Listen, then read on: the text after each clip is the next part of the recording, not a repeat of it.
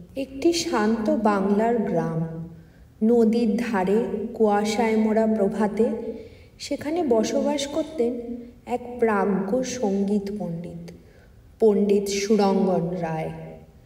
তার গুরুকুলে প্রতিদিন ভেসে আসে সুরধ্বনি, রাগ, তাল, আলাপ আর অনন্ত সাধনার প্রতিধ্বনি। গ্রামের মানুষ সেই সুরে হতো মন্ত্রমুগ্ধ। দেশ জুড়ে শিষ্যরা আসত তার কাছে সঙ্গীতের পাঠ নিতে।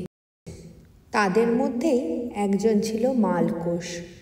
গভীর চোখ, নীরব স্বভাব, তার কণ্ঠে এমন এক মায়াবী সুর যেন রাতের আকাশে চাঁদের আলো নিঃশব্দে নেমে এসেছে। পণ্ডিতজির কন্যা ভৈরবী ছিল একেবারে তার বিপরীত। প্রভাতের আলোয় ভরা এক আত্মা, হাস্যময়, স্নিগ্ধ, কণ্ঠে উষ্ণতা। মালকোষের প্রতি তার বাবার অতিরিক্ত স্নেহ ভৈরবীর মনে ঈর্ষা জাগাত।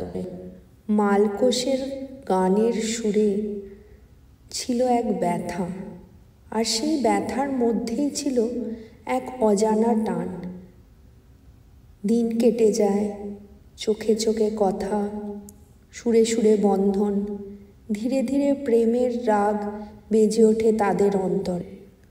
গুরুজি চেয়েছিলেন প্রেম নয়, শুধু সুরই হয়ে থাকুক জীবনের লক্ষ্য। একদিন বসন্ত উৎসবের সন্ধ্যায় গুরুকুলের মঞ্চে হঠাৎই এক অলৌকিক মুহূর্ত ঘটে। ভৈরবী ও মালকোষ একসাথে গাইতে শুরু করে।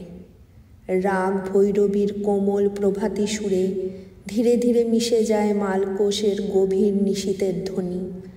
রাত ও ভোর যেন মিলিত হয় একই সুরে। পণ্ডিত সুরঙ্গন রায় চোখে অশ্রু নিয়ে বলেন, এই হলো চিরন্তন সঙ্গীত, যেখানে প্রেম পবিত্র, যেখানে মন আর সুর এক হয়ে যায়। মালকোষ ও ভৈরবী এক যুগলের গল্প, যাদের প্রেম আর সঙ্গীত একসঙ্গে বয়ে চলে চিরকাল।